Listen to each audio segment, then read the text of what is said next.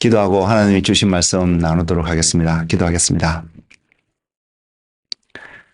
주님, 오늘도 우리가 주님의 말씀 앞에 나왔습니다.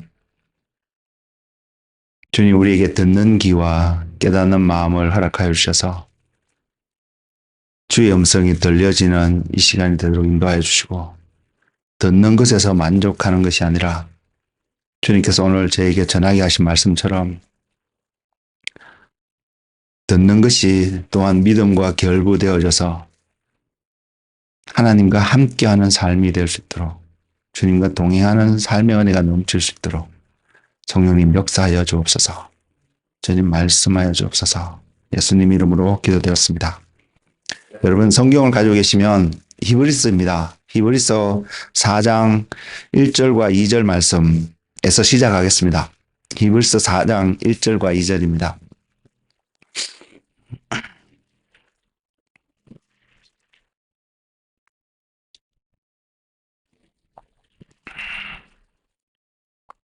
자신 줄 알고 제가 하겠습니다.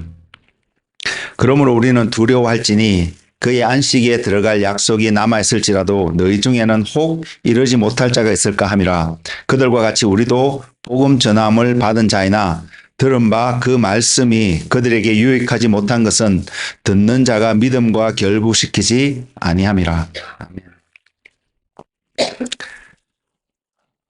주님께서요, 사역을 시작하실 때, 또 사역을 하시는 소식이 주님 갈릴리 주변에서 막 전파되기 시작했습니다. 그랬을 때, 주님이 사역함과 동시에 세례요한은 또한, 옥에 갇히게 되고, 그러면서 주님의 사역의 소식을 듣고 제자들 보내서 주님께 질문을 합니다. 그 질문한 내용이 마태복음 11장 3절에 이렇게 나와 있는데, 그 말씀이 이렇습니다. 예수께 여짜오되 오실 그이가 당신이오니까 우리가 다른 일을 기다리오니까. 이 한 구절의 말씀만 보더라도 우리가 성경을 통해서 확인할 수 있는 분명한 사실은 이스라엘 백성들이 정말로 메시아를 기다렸구나 라는 것은 분명히 우리가 알 수 있다고 생각합니다. 심지어는 세례요한조차도 예수님을 보고 하나님의 어린 양이라고 소개하고 알렸음에도 불구하고 지금 이런 질문을 던지고 있는 이런 모습들을 보면서 주님의 말씀을, 주님의 대답을 우리 한번 생각해 볼 수 있기를 원합니다. 우리 같으면 어쩌면 그래 맞아 내가 메시아야 이렇게 표현했을 수도 모르겠습니다.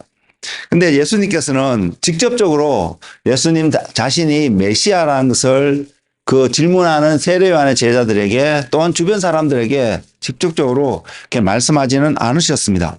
그 대신 어떻게 표현했냐면 성경에 있는 말씀을 인용해서 그것을 설명을 하셨는데, 물론 제가 조금 뒤에 읽어드리겠습니다만 먼저는 그 말씀 중에 한 구절인 이사야서 35장에 있는 내용들을 먼저 주님이 그것을 인용해서 마태복음 11장 5절에서 다른 표현으로, 조금 표현이 다릅니다. 표현이 다른데 내용은 같습니다.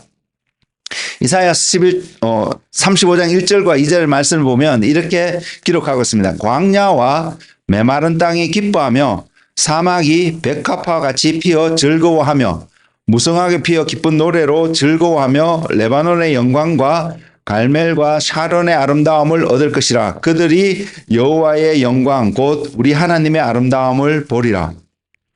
자, 이 말씀을 가만히 보면요, 어디서 어떤 일이 일어나면 광야와 메마른 땅이라는 어떤 대상, 어떤 존재라고 표현할 수 있을까요? 광야라는 곳, 메마른 땅이 기뻐하고 사막에 백합화 같이 피어 즐거워하며, 어떤 기뻐하고 즐거워하는 일이 일어나는데 그 내용을 가만히 살펴보고 있으면 우리는 이렇게 표현할 수 있다고 생각합니다. 메말랐고 황량되어졌고 소위 죽음과 같은 그곳에 생명이 나타나는 어떠한 기쁨과 즐거움의 모습들이 나타나고 있구나. 그러면서 그곳이 장소일 수도 있고요, 어떤 사람을 특정할 수도 있을 텐데 그곳이 궁극적으로 무엇을 바라보게 되냐면 여호와의 영광, 꼭 우리 하나님의 아름다움을 보게 된다는 것입니다. 그래서 좀 적용을 시켜보면 죽었던 자들이 메시아를 만나게 되면, 메시아를 영접하게 되면 그 안에 생명이 솟아남으로 말미암아 우리가 그것이 새롭게 되는 생명인 걸 잘 알고 있는데 어쨌든 그 생명이 나타남으로 말미암아 그들이 볼 수 있는 것은 보아야 되는 것은 여호와의 영광이고 하나님의 아름다움인 것을 이야기하고 있습니다. 이 말씀은요. 시편 27편 4절에 다윗이 고백하고 있는 말씀과 일맥상통할 수 있는 말씀이라고 생각합니다. 다윗이 내가 평생에 여호와의 전에 거하면서 주의 아름다움을 사모하겠다. 그 삶을 사모한다라고 고백하는 그 말씀. 그리고 지난 제가 목요일 날 또 나눴던 그 내용 중에서도 그런 표현을 우리가 알 수 있는데 주님의 아름다움을 사모하고요. 그래서 주님의 영광이 나타나는 어떠한 모습을 우리가 기대하고 바라보면서 동행하면서 그러한 삶을 살아갈 수 있다면 분명히 그 사람의 삶 속에서는 이 특징이 반드시 나타날 것입니다.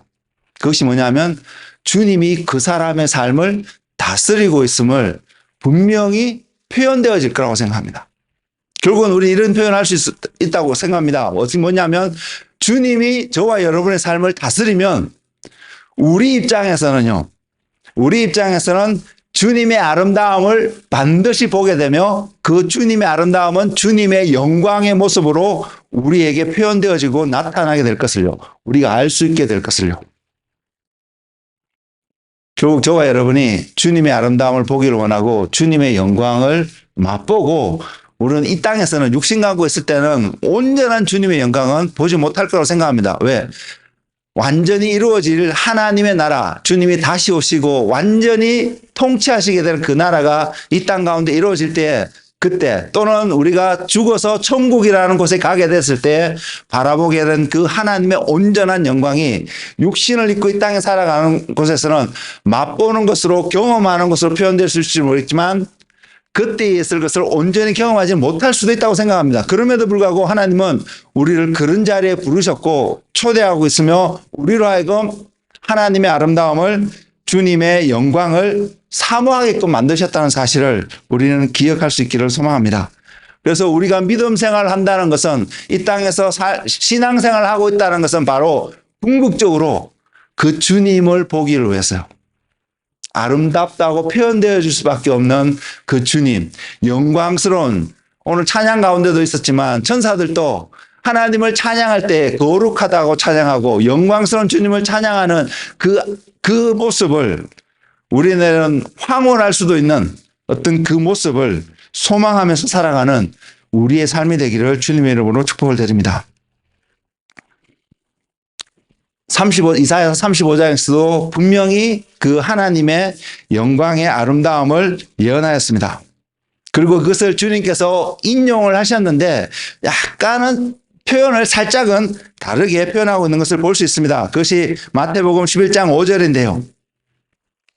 당신이 메시아이십니까? 라는 질문에 주님이 하신 답이 이것입니다. 맹인이 보며 못 걷는 사람이 걸으며 나병 환자가 깨끗함을 받으며 못 듣는 자가 들으며 죽은 자가 살아나며 가난한 자에게 복음이 전파된다 하라. 주님이 오셔서 물론 그 이전에 하나님께로부터 보냄을 받은 선지자들이 이러한 모습을 전파하고 보인 부분들도 분명히 있습니다. 그럼에도 불구하고 메시아이신 예수님이 오셔서 궁극적으로 주님이 그 고향에 가서 말씀을 전할 때 이사야에 했던 말씀을 이사야 61장에 있는 말씀을 전하시면서 이 말씀이 너의 귀에 응하였다고 표현하지 않았습니까? 예수님이 오심으로써 구약시대 때 예언되어졌던 메시아, 그 메시아가 이스라엘 땅에 오심으로써 하시게 될 많은 일들을 주님이 직접 이것이 이루어졌음을 선포했던 장면 말입니다. 이 말씀이 마태복음 11장 5절에 있는 말씀이 이사야서 61장 1절에서도 표현되어지고 있습니다. 주 여호와의 영이 내게 내리셨으니 이는 여호와께서 내게 기름을 부으사 가난한 자에게 아름다운 소식을 전하게 하려 하심이라.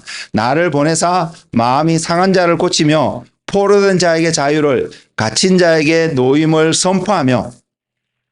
자, 이 모든 내용들을 우리는 한 단어로 요약할 수 있습니다. 그 단어가 뭐냐면 주님을 통하여서 우리에게 들려진 메시지, 바로 복음이라고 말입니다. 그래서 우리는 복음이 무엇을 내용을 담고 있는지 알 수 있습니다. 그래서 복음을 살펴보면 그 복음은 분명히 죄에 대한 이야기를 하고 있습니다. 그리고 그 죄로 말미암아 우리가 어떠한 곳에 떨어질 수밖에 없는 존재인 것을 이야기함과 동시에 우리를 사랑하신 하나님께서 우리를 어떻게 용서하시고 그 죄의 결과로부터 죽음으로부터 생명으로 어떻게 옮겨졌는지를 이야기하고 있는 것이 복음입니다. 근데 복음은 이곳에서 끝나는 것이 아니라는 사실을 우리는 기억했으면 좋겠습니다. 우리가 이 복음을 듣고 이 복음에 감격해서 내가 예수님께로 나아왔다라면 그래서 우리의 삶이 지금 믿음의 삶의 모습으로 오늘 살아가기로 결정하고 예배하고 하나님을 기다리는 그 삶을 우리가 살아가고 있다라면 우리는 분명히 이것을 인식해야 합니다. 그것이 뭐냐면 이 복음을 통해서 우리에게 보여주시는 궁극적인 한 모습은 먼저는 하나님의 나라가 이루어지는 것이고요. 그 하나님 나라가 이루어진다는 것은 하나님이 저와 여러분을 다스리시는 자로 소개되어지는 것이 복음의 핵심이라는 사실 말입니다. 우리의 죄를 문제를 해결하고요. 죽을 수밖에 없는 우리를 생명으로 옮기시는 그것만이 목적이 아닌 것을 우리는 기억하기를 바랍니다. 이 과정을 통해서 하나님이 세상을 어떻게 다스리시며 하나님이 세상을 어떻게 심판하고 계시며 그래서 하나님의 심판 가운데 생명의 심판으로 소위 우리가 말하는 천국으로 옮겨갈 수 있는 길이 하나님이 보이신 예수 그리스도이심을 하나님이 보내신 바로 그분인 것을. 그래서 사도행전은 분명히 그것을 이야기합니다. 우리에게 구원을 줄 만한 이름을 주신 분이 예수 그리스도 외에는 없다는 것을 말입니다. 우리가 왜 예수님이어야만 합니까? 다른 종교는 안 되고 다른 방법으로는 안 되고 왜 예수님을 통해서야만 구원을 얻을 수 있습니까? 라는 정확한 대답은 하나님이 그렇게 정했기 때문입니다. 그 안에 어떤 많은 축복도 있고 많은 것들을 설명할 수 있는데 그 모든 것을 아울러서 우리가 물러설 수 없는 우리가 뒤로 물러설 수 없는 중요한 진리는 하나님이 주신 이름이 예수님밖에 없기 때문입니다. 하나님이 다른 이름을 주셨으면 우리는 거기를 따라갈 수도 있습니다. 그러나 우리가 기억할 것은 예수님 외에는 길이 없기 때문에요. 그리고 그 길이 하나님이 주신 길이기 때문에 우리는 그 길을 갈 수밖에 없는 존재입니다. 그리고 우리가 그 길을 가는 그 삶이 믿음의 삶인 것을 우리는 알 수 있기를 소망합니다. 그래서 그 복음을 듣고 주님 앞에 나온 사람들이 주님이 약속하신 것이 있습니다. 그것이 천국이라는 것으로 생명이라는 것으로 구원이라는 것으로 표현되지만 오늘 저는 다른 표현을 써보겠습니다. 그것은 뭐냐면 우리에게 자유와 평강이라는 모습으로 우리에게 전달되어졌다는 사실입니다. 저와 여러분에게 복음을 듣고 그 복음에 반응할 때에 우리는 자유를 얻을 수 있음을 성경은 약속하고 있습니다. 평강을 얻을 수 있음을 약속하고 있습니다. 두려워하지 말라고 주님이 말씀하십니다. 내가 주는 평안은, 내가 주는 평강은 세상에서 얻을 수 있는 것과 분명히 다르다고 말씀하고 있습니다. 우리가 왜 평안이 필요한가요? 우리가 왜 자유가 필요한가요? 여러분 생각해 보시는 내 삶이 왜 자유가 필요할까? 그러면 자유가 필요하다는 것을 인정한다면 내가 어디에 매여 있기 때문에 어디에 종속되어져 있기 때문에 자유가 필요하다는 것을 말할 수 있는데 그러면 우리는 어디에 매여 있었던 존재일까요? 여러분 일상의 삶 속에서 우리는 이것을 계속 인식하고 살아가시는가요? 우리는 교회 나오면 말씀 앞에 쓰면 분명히 알 수 있습니다. 모르는 바가 아닙니다. 맞아, 우리는 죄 가운데 태어나서 죄 때문에 죽을 수밖에 없는 존재였지. 근데 주님께서 우리를 사랑하셔서 십자가에 달려 돌아가심으로 우리가 죄에서 노임을 받고 생명으로 옮겨지고 하나님과 영원한 생명을 누리며 함께 할 수 있는 자리로 부르심을 받고 우리는 그곳에 갈 수 있음을 배워서 알고 있습니다. 근데 우리가 일상을 살아가면서 이것을 잃어버린다면 우리가 어디에 매여 있는조차를 기억하지 못한다면 왜 우리에게 이러한 일이 필요한지를 모를 수 있기 때문입니다. 모르면 이 가치를 우리가 모르지 않을까요?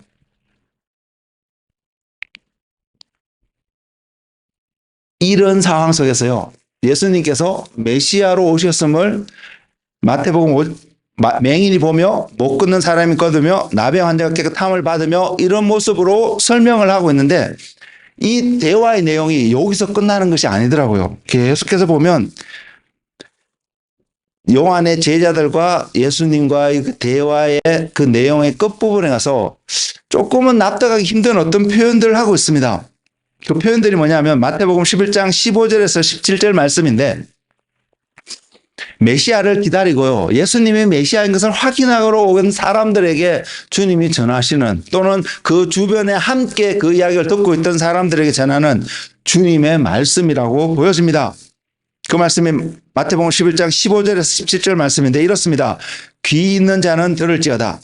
이 세대를 무엇으로 비유할까? 비유하건대 아이들이 장터에 앉아 제동물을 불러 이르되 우리가 너희를 향하여 피리를 불어도 너희가 춤추지 않고 우리가 슬피 울어도 너희가 가슴을 치지 아니하였다 함과 같도다. 지금 이 세대의 직접적인 대상은 주님과 함께 그 땅에서 피지컬리 주님을 보고 있는 그 이스라엘 백성들, 그 세대를 가리키는 말씀이라고 볼 수 있습니다. 그럼 그 세대가 누군가가 피리를 불어도 춤추지 않고 기쁜 일일수도 반응하지 않고 슬픈 일일수도 슬픔을 같이 공감하고 반응하지 않는 어떠한 모습으로 설명하고 있는 주님. 메시아가 오셨는데 메시아가 오셔서 이런 일들을 행하며 이런 일들이 나타남으로 하나님의 말씀이 이루어지는 것을 통하여서 메시아인 것을 알 수 있는 것을 분명히 증거하시면서 이 세대가 이런 세대가 될 것을, 이런 세대의 모습을 있다는 것을 표현하고 있다는 것입니다. 이것은 무엇을 의미할까요? 그리스도인의 삶은 믿음의 삶인 것을 우리는 분명히 알고 있습니다. 우리가 믿음의 삶으로 살아가지 못한다면 저와 여러분 절대로 그리스도인의 삶이라고 그리스도인이라고 말할 수 없습니다. 우리가 이곳에 있다고 그리스도인이 아닐 수 있습니다. 주일날 한번 예배를 드린다고 그리스도인이라고 표현할 수는 없습니다. 그러나 우리의 믿음의 삶을 살아갈 때에 그 믿음의 삶의 한 모습이 주일날 믿는 성도들과 함께 우리를 구원하시고 우리를 사랑하신 하나님을 기억하고 찬양하고 경배하는 것이 예배이고요. 우리는 그러한 삶을 살아가기를 원합니다. 이것이 그리스도인의 한 모습일 것입니다. 그리고 그것이 믿음에서 나오는 예배의 모습일 것입니다. 근데 이 믿음이 무엇인지 한번 생각을 해보면요. 그리고 이 믿음과 지금 마태복음 11장 15절에서 17절에 있는 말씀과 약간 연관시켜서 우리가 생각을 해보면요. 이렇게 표현할 수 있지 않을까 생각을 합니다. 저와 여러분이 믿음을 산다면, 믿음의 삶을 살아간다면 그 삶을 여러 모습으로 분명히 설명할 수 있습니다. 그래서 제가 이걸 다 설명을 드릴 수는 없고요. 말씀의 한 구절을 통해서 우리가 한번 확인해 보기를 원하는데 저와 여러분 믿음의 삶을 살아가고 있다면 분명히 이 삶의 모습이 나타날 텐데 그중에 한 말씀이 히브리서 12장 2절에 있는 말씀입니다. 그것이 뭐냐면 믿음의 주요 또 온전하게 하시는 이인 예수를 바라보자. 그는 그 앞에 기쁨을 위하여 십자가를 참으사 부끄러움을 개의치 아니하시더니 하나님 보좌 우편에 앉으셨느라. 자, 앞부분에 이 한 구절의 앞부분에 믿음의 주요 온전하게 하시는 예인 예수를 바라보아야 될 것을 분명히 이야기하고 있습니다. 그리고 그 예수님이 어떠한 분인 것을 짧은 문장으로 이렇게 표현을 하고 있는데 우리가 믿음의 삶을 살아간다면 우리의 삶은 주님을 바라보는 삶이 될 수밖에 없습니다. 이 주님을 바라보는 삶과 지금 주님께서 이야기하고 계신 마태복음 11장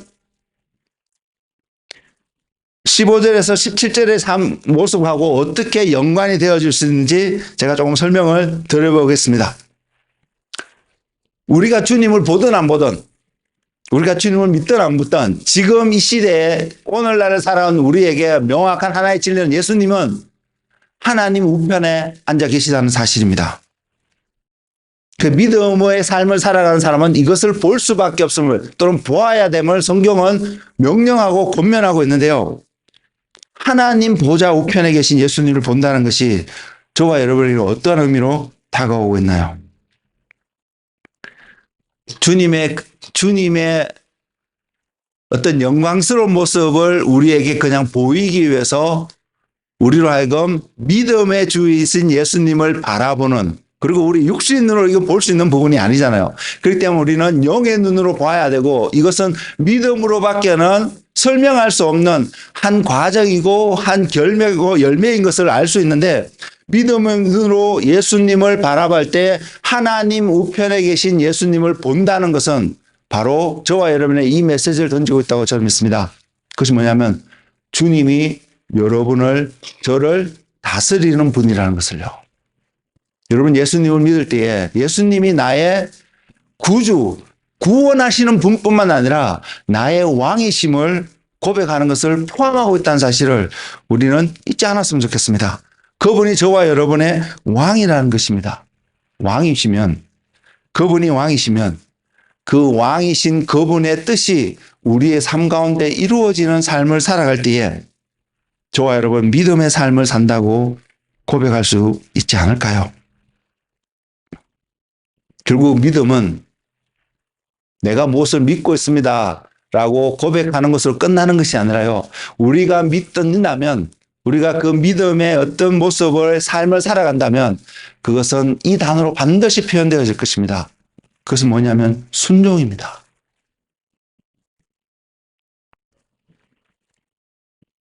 반대로요, 순종의 반대가 되는 불순종 또는 믿음의 반대가 되는 믿지 않은 어떤 삶, 그러면 그 삶은 어떤 삶일까? 생각해보면 이러한 결론이 당연스럽게 나옵니다. 믿지 않는 삶을 살아가는 사람들의 가장 큰 특징은 여러분 이것입니다. 자신의 생각대로 살아가는 사람입니다. 그리스도인들은 자신의 생각대로 살아가는 사람이 아닙니다.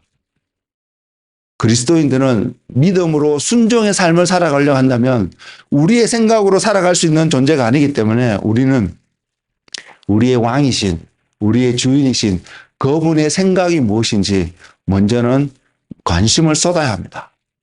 그럴 때에 우리는 믿음의 삶을 시작할 수 있습니다. 그분의 생각이 무엇인지 전혀 모르는데 내 생각에 선하다고, 내 생각에 옳다라고 살아가면 그것은 믿음의 순종의 삶이 아닌 것입니다.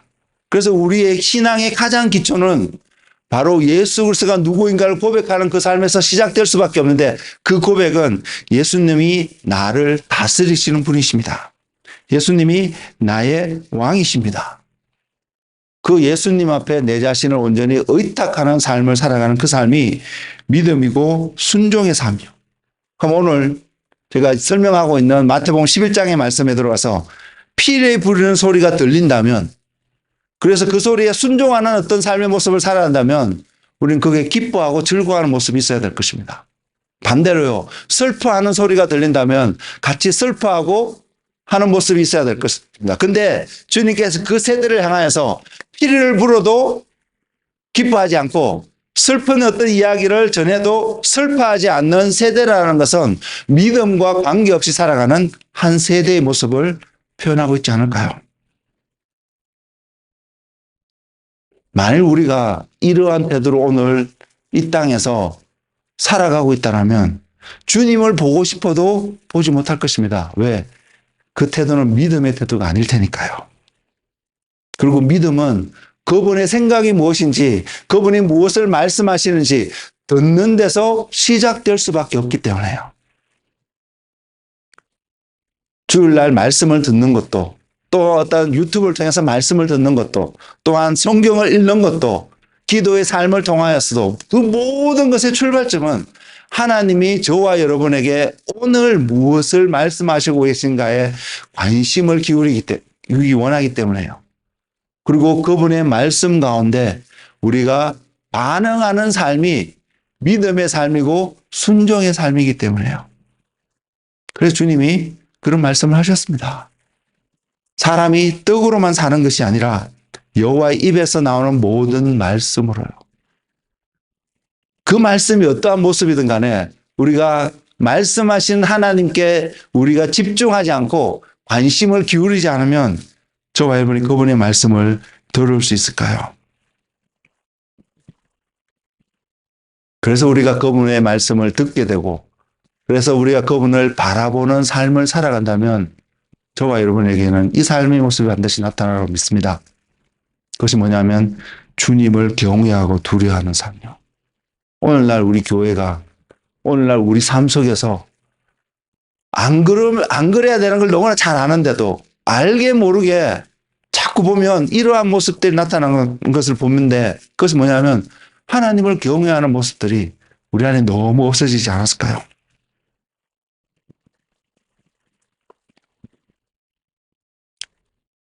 이스라엘 백성들이 메시아를 왜 기다리는지 우리는 얼마든지 이야기할 수 있습니다. 그러면 저와 여러분은요, 우리는 지금 다시 오실 주님을 기다리는 상황인데, 저와 여러분이 예수님을 믿게 되고 그래서 다시 오실 주님을 기다리는 가장 궁극적인 이유가 무엇인가요? 내 안에 있는 어떤 고통함이, 내 안에 있는 고난함이 지나가기를 원해서요. 주님 우리와 함께 하시면 이 고난도 더 이상 고난이 아닐 것을 알기 때문에 그런 축복이 우리가 누릴 수 있음을 압니다. 그러나 우리가 궁극적으로 다시 오실 주님을 기다린다는 그 고백 속에선 우리는 이 고백이 반드시 나올 수밖에 없다고 믿습니다. 주님이 저와 여러분의 삶을 다스리시고 주님이 온 세상 모든 만물을 다스리는 바로 그 나라. 물론 그것은 주님 혼자 다스리지 않습니다. 주님을 믿는 성도들이, 주님께 부름을 받았고 세움을 받는 어떤 성도들이 그 다스림 속에 함께하는 것을 성경은 약속하고 있기 때문에요. 그 다스림 가운데 동참하기 위해서 저와 여러분이 요구되어지는 것이 있다면 주님의 말씀을 듣는 자리에 우리는 가야 되지 않을까요? 여러분 듣고 계세요? 여러분 주님의 말씀을 듣고 계세요? 성경은 이렇게 표현합니다. 기 있는 자는 들을지어다. 그리고 계시록에서 주님이 7교회에 보낸 편지글서에서 항상 표현한 한 표현이 기 있는 자는 성령이 교회에게 하시는 말씀을 들을지어라고 명령하고 있습니다. 사랑하는 성도 여러분, 우리는 그 말씀에 순종하는 믿음의 삶을 살아가고 있으신가요?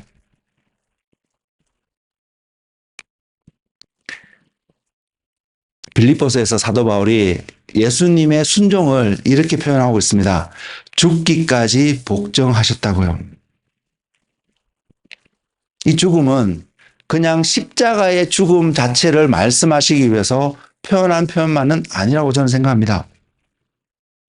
이 죽음은 죽기까지 복종하신, 순종하신 이 죽음은 우리에게 던져주는 한 메시지가 무엇이냐면 우리의 삶에 있어서 우리의 생각으로 살아갈 수 있는 모든 것들을 다 죽일 수 있는 그러한 죽음 말입니다. 죽음이란 것은 분명히 우리가 어떤 의지로 살아가겠다는 것을 완전히 뭐라고 표현할까요? 완성시키는, 더 이상 그 죽은 자는 어떤 생각을 갖고 어떤 의지를 갖고 살아갈 수 있는 존재가 아니잖아요. 죽음은 바로 그것을 이야기합니다.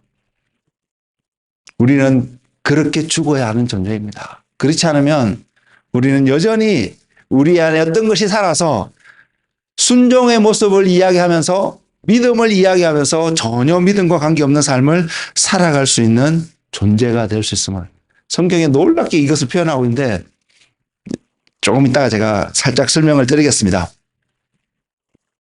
그래서 예수님도요. 하나님 말씀에 순종하기 위해서 오셨고요. 예수님도 이 땅에 살면서 고뇌하신 모습을 통하여서 갈등이 있었던 것을 볼 수 있습니다. 그 대표적인 것이 겟세마네 동산에서 주님이 피땀으로 흘려 기도하셨던 그 장면 말입니다. 인간적인 마음으로 봤을 때, 인간적인 주님이 봤을 때 주님도 가고 싶지 않았던 길이 십자가의 길이었고 죽음의 길이었음을 볼 수 있습니다. 그러나 주님이 하나님 앞에 기도하는 것은 아버지의 내 원대로 마옵시고 아버지의 뜻대로 되기를 원합니다라고 고백하고 결단하고 가시는 주님. 하나님께서 천사를 보내서 주님의 이길 수 있도록 도와주셨다는 말씀을 성경에 기록하고 있습니다. 우리에게는 그런 일이 없을까요? 우리가 그 결단을 하고 오늘 또 주님 앞에 믿음으로 순종의 한 걸음을 선택하고 가는 제가 종종 말씀을 드리지만 선택은 저와 여러분이 하셔야 된다는 거죠. 해야 되거든요. 믿음의 선택을요. 하나님 말씀을 듣고 그것에 순종하는 믿음의 선택을 우리가 할 때에 그것은 우리가 십자가에 죽는 어떤 과정일 수 있고요. 그래서 죽게 될 때에 하나님의 영광이 나타나는 일들이 반드시 생길 것입니다. 주님의 모습을 보니까 그러니까요. 주님이 분명히 죽으셨습니다. 근데 우리가 알다시피 주님은 지금 살아계십니다. 부활하셨어요. 그리고 우리에게 그 길을 따라오라고 말씀하고 있습니다. 너희가 나를 따라오려면 자기의 십자가를 지고 나를 따라야 될 것을 말하고 있습니다. 그래서 제가 종종 표현하는 것은 그 십자가는 우리의 죽음이라는 것을요. 내가 죽지 않으면 부활의 모습을 우리는 경험할 수 없습니다. 죄악 가운데 빠져있는 우리의 이 모든 것들이 그리스도와 함께 십자가에 못 박히는 것을 고백하고 인정되어지는 그러한 삶이 우리 가운데서 계속해서 프랙티스 되어지지 않는다면 우리에게는 생명으로 부활되어지는 이 온전한 모습들이 되지 않을 것이라고 말입니다. 여러분 그것을 갈망하세요. 주님에게 하나님이 허락하셨던 부활의 생명의 그 거룩함의 그 주님의 생명이 저와 여러분에게도 온전히 일어나는 것을 여러분 기대하고 소망하고 계세요. 그렇다면 우리는 주님이 가셨던 죽기까지 순종 복종하셨다고 말한 그 길을 바라보고 갈 수 있지 않을까요? 결국은 우리는 이렇게 표현할 수 있습니다. 순종은 내 뜻을 이루는 삶이 아닌 것을 말입니다. 순종은 하나님의 뜻을 이루는 삶인 것을 말입니다. 순종은 하나님께서 다스리고 계심을 고백하는 삶인 것을 말입니다. 순종이 너무 무겁게 들리시나요? 그럼 표현을 바꾸겠습니다. 믿음은 하나님의 뜻을 이루는 삶입니다. 믿음은 나의 계획을 성취하기 위해서 필요한 어떤 도구가 아니라 하나님의 계획을 이루고 하나님께서 다스리심을 나타내기 위해서 저와 여러분이 고백하고 살아가는 삶의 방식입니다. 그럴 때에 우리를 그리스도인이라고 부르실 것입니다. 그럴 때에 우리를 주님께서 자기의 형제라고 전혀 부끄럽지 않고 개의치 않고 우리를 한 가족으로 받아들일 것입니다. 왜? 믿음은 하나님께로부터 나올 수밖에 없거든요. 하나님께로부터 오지 않은 것은 믿음이 아니거든요. 그리고 그 생명은 하나님으로부터 나야 되거든요. 예수 그리스도께서 우리에게 메시아가 될 수밖에 없는 결정적인 이유가 그분이 하나님이시긴 하지만 그분이 하나님께로부터 오신 분이고 하나님께로부터 보내심을 받은 메시아로 기름 부음을 받고 보내심을 받은 분이기 때문에 우리가 그분과 가족이 된다면 우리 또한 하나님으로부터 나야 된다는 것을 전제하고 있습니다. 그것이 거듭남의 이야기고요. 그것이 미스테리일 수밖에 없는 것이 사람의 지혜로 이해할 수 있는 부분은 아니기 때문입니다. 그렇기 때문에 하나님께서 저와 여러분에게 믿음이라는 것을 주셨고요. 그 믿음을 통해서 우리는 거듭남의 자리에 뿐만 아니라 하나님과 연합되어지는, 주님과 연합되어지는, 그래서 사도 바울은 에베소 교회에 보내는 편지글 속에서 주님과 함께 지어져 갈 것을 이야기하고 있습니다. 무엇이 지어요? 교회가요. 주님의 교회가, 제가 몇 주 전부터 계속 설명을 드리고 있는데 그 교회는 세상에서 나와서 되어지는 것이 아니라 이 교회는 마치 하와가 아담의 갈비뼈로부터 나와야 아담과 하와가 연합해서 함께 하나님의 나라를 이루어가는 삶을 살아갈 수 있었던 것처럼 주님으로부터 나온 존재가 교회라는 사실 말입니다. 그리고 우리는 그것을 주는 그리스도시요 살아계신 하나님의 아들이십니다라는 형태로 고백하는 우리가 될 때에 우리는 교회가 되고요. 그 교회는 바로 주님의 몸이 되는 존재가 되는 것입니다. 사랑하는 성도들, 우리는 그 교회의 모습을 바라보고 계신가요? 주님께서 우리에게 무엇을 전하고 계시고 우리에게 무엇을 소망하고 계시는 그 주님의 마음을 여러분 날마다 기대하고 또 소망하고 알기를 원하는 마음으로 하루하루를 살아가고 계신가요? 예, 현실적으로 우리는 종종 고민을 합니다. 무엇이 하나님의 뜻일까? 이게 하나님의 뜻일까? 아닐까? 그 고민 속에서 우리가 정말로 마음을 정결하게 하고 순결하게 주님을 구하는 자리에 한 걸음 한 걸음 더 나아가면 갈수록 살아계신 하나님께서 우리에게 하나님의 뜻을 정확하게 보여주지 않으실까요? 우리는 이런 표현을 안 했으면 좋겠습니다. 그 표현이 뭐냐면 내 삶이 왜 이렇지? 또는 왜 나는 믿음이 없지? 이걸 표현하는 그 마음은 충분히 이해되지만 우리가 정말로 믿음의 삶을 추구하고 있고 살아가고 있고 한 걸음 한 걸음 그 믿음의 모습으로 조금씩 전진하고 있다면 우리는 이런 표현을 할 수가 없다고 생각합니다. 왜? 내 삶이 왜 이렇지? 이런 말은 하나님이 여러분의 삶을 다스리지 않다라는 것을 간접적으로 고백하는 말 아닐까요? 하나님은 우리의 삶을 다스려야 되는데 하나님은 우리의 삶을 다스리고 있는데 어떻게 우리가 내 삶이 이렇지라고 표현할 수 있을까요? 그 하나님의 다스림 속에 살아가는 자가 어떻게 나는 믿음이 없지? 라고 표현할 수 있을까요? 제가 분명히 말씀드리지만 그렇게 표현하고자 하는 표현되어져 왔던 우리의 삶과 이것이 분명히 이해는 되지만 인간적인 마음에서 이해는 되지만 성경의 관점에서 이것은 고백되어지고 표현되어질 이렇게 고백하는 것이 겸손하고 낮은 자의 모습이 아닌 것을 우리는 인식했으면 좋겠습니다. 이런 고백하는 대신에 하나님을 바라보고 주님 나에게 믿음을 더하셔서 주님과 온전히 동행할 수 있는 삶이 될 수 있게 해달라고 자신을 들여시는 자리에 한 걸음 더 나아가시는 믿음의 사람들이 되시길 예수님의 이름으로 축복을 드립니다. 그래서 우리가 이런 믿음으로 살아가게 되면요. 우리가 이런 믿음 가운데 살아가게 되면 저와 여러분의 가장 먼저 나타나는 특징이 하나님을 사랑할 수밖에 없다는 것을요. 하나님을 사랑하는 사람이 믿음으로 살아가지 않을 이유가 없고요. 하나님을 사랑하는 사람이 여러분 주변에 있는 이웃들을 사랑하지 않을 수 없습니다. 우리는 이런 삶이 되기를 원합니다. 이웃을 사랑하기 때문에 억지로 이웃을 사랑하는 이런 모습이 아니라 우리는 하나님 앞에 우리의 믿음을 보이고 하나님 앞에 하나님을 사랑하는 우리의 삶이 먼저 세워지는 그런 은혜의 삶이 되기를 말입니다. 그러면 우리는 이웃을 사랑할 수 있습니다. 오늘 우리에게 주신 본문 말씀을 보면요. 이 본문 말씀의 배경, 히브리서 기자가 설명하고 있는 그 역사적인 배경은 출애굽기 40년, 출애굽한 40년 동안 이스라엘 백성이 출애굽에서 40년 동안 광야 생활을 하였는데 약속의 땅 가나안에 들어갔던 사람은 두 사람밖에 없는 배경 속에서 표현하는 설명입니다. 여호수아와 갈렙. 장정만 60만이라고 표현되어지는 이스라엘 백성들 아무도 약속의 땅에 들어가지 못했습니다. 그것을 히브리서 기자는 3장 18절과 19절에서 이렇게 표현하고 있습니다. 또 하나님께서 누구에게 맹세하사 그의 안식에 들어오지 못하리라 하셨느냐 곧 순종하지 아니하던 자들에게 아니냐. 이로 보건대 그들이 믿지 아니함으로 능히 들어가지 못한 것이라.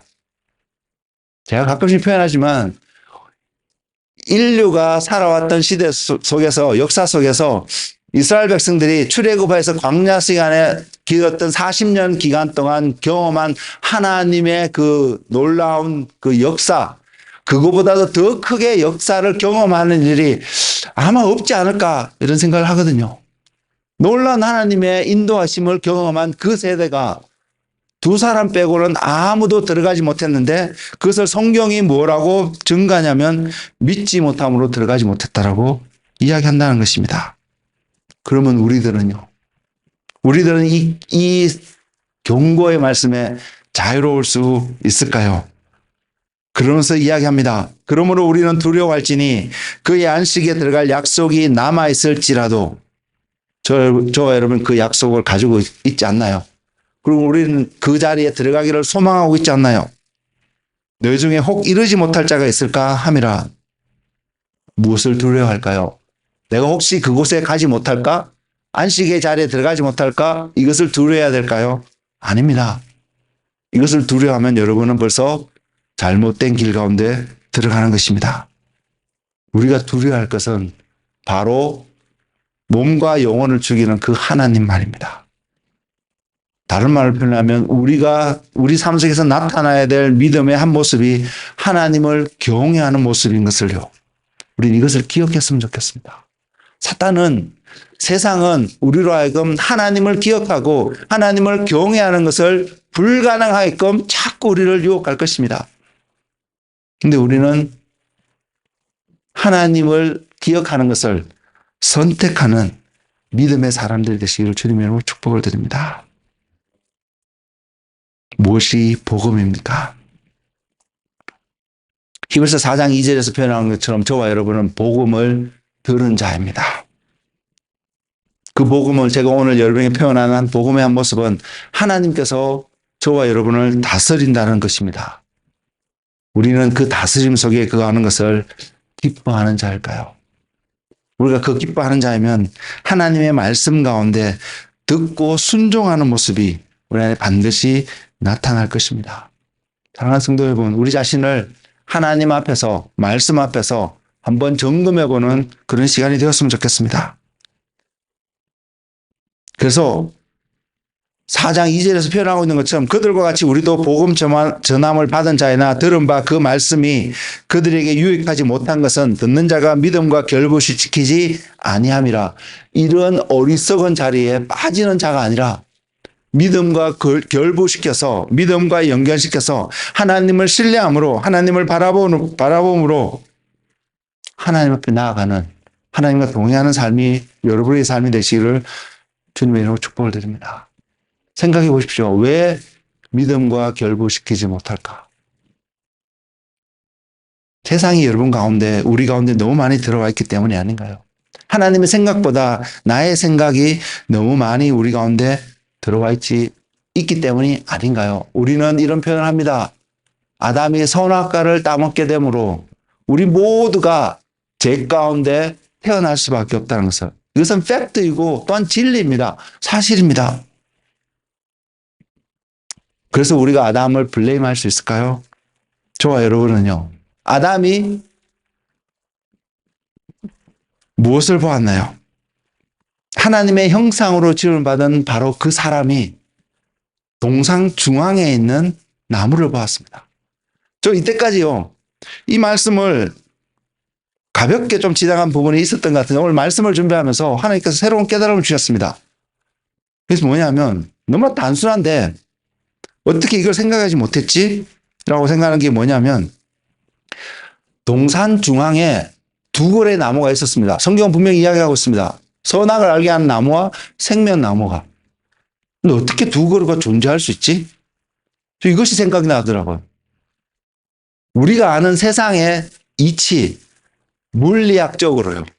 또는 이런 모든 과학적인 근거를 통해서 중앙이라고 센터라고 말할 수 있는 것은 두 곳이 존재할 수가 없습니다.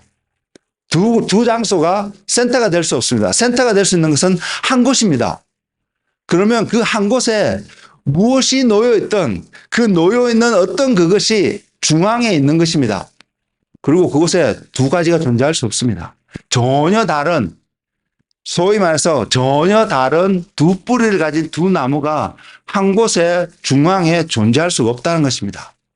중앙이 있다면 같이 옆에 이렇게 있을 수 있는데 그러면 누군가 하나는 중앙에 존재하지 않는 어떤 모습이라고 표현할 수 있다는 사실입니다. 이것이 깨달아졌거든요. 왜 동상 중앙에 두 그루의 나무가 그렇게 존재할 수 있었지? 그래서 우리의 삶을 바라보니까요. 결국 우리는 생명나무의 열매를 먹어야 되는 존재입니다. 그러지 않으면 멸망할 수밖에 없을 것입니다.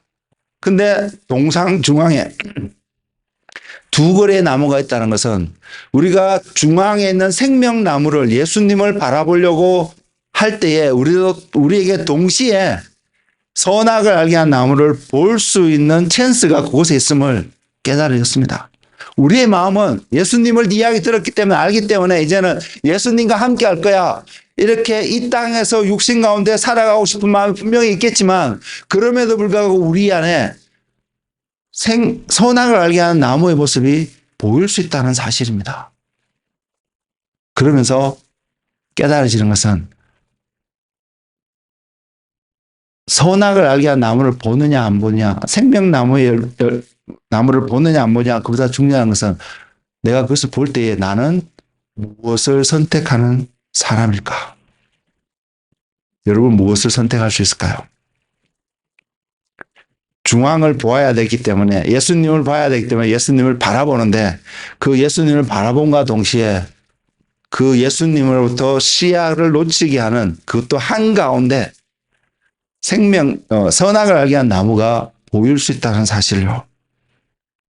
그래서 그것을 바라볼 때에 우리가 예수님을 본다고 바라봤는데 선악을 알게 한 나무를 볼 수 있기 때문에 그것을 바라봤을 때 우리는 하와가 이야기하는 것처럼, 아담이 고백했던 것처럼 우리는 이런 고백할 수 있습니다. 보기에 먹음직스럽고 보기에 탐스럽고 정말로 지혜롭게 할 만하고 정말로 하나님과 같은 지혜가 나타날 것만 같은 어떤 상황들이 우리 삶 속에 얼마든지 놓여 있다는 사실을 말입니다. 그때에 저와 여러분은 무엇을 선택할 수 있을까요? 우리의 정답은 정해져 있습니다. 그 정답을 선택하겠다 그런 고백도 필요하고요. 그러나 우리는 더 정직하게 하나님 앞에 나아가서 나는 과연 무엇을 선택할 수 있는 내 삶이 형성되어지고 있을까? 내 말을 듣고 지키는 자는 반석 위에 집을 지은 사람과 같다고 하였습니다. 우리가 그것을 바라봤을 때, 그것을 선악을 알게 하는 나무를 봤을 때, 선악을 알게 하는 나무의 열매를 먹지 아니하고 생명나무의 열매를 먹을 수 있는 그 선택은 저와 여러분이 하는 것이거든요. 그 선택은 하나님 말씀을 듣고 지키는 그 삶이 프랙티스 되어지고 그 삶으로 형성되어지는 바로 그 사람이 생명나무의 열매를 선택할 수 있지 않을까요? 사랑하는 성도 여러분, 다시 한번 우리의 마음을 새롭게 함으로 하나님이 무엇을 말씀하시는지, 하나님이 무엇을 전하기를 원하시는지, 하나님이 우리를 어떻게 다스리기를 원하시는지 그 하나님 앞에 우리의 관심을, 우리의 집중력을 드리는 우리의 삶이 되었으면 좋겠습니다. 그래서 하나님께서 말씀하실 때에 좌로나 우로나 치우치지 아니하고 그 하나님 생명나무 되신 예수님을 선택하며 살아가는 믿음의 순종의 삶을 살아가는 주님의 사람들이 되기를 주님의 이름으로 축복을 드립니다. 주님께서 이런 질문을 하고 계시다고 있습니다. 너희들은 무엇을 선택할 것이냐?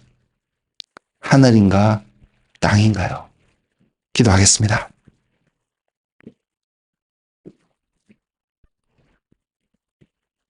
주님,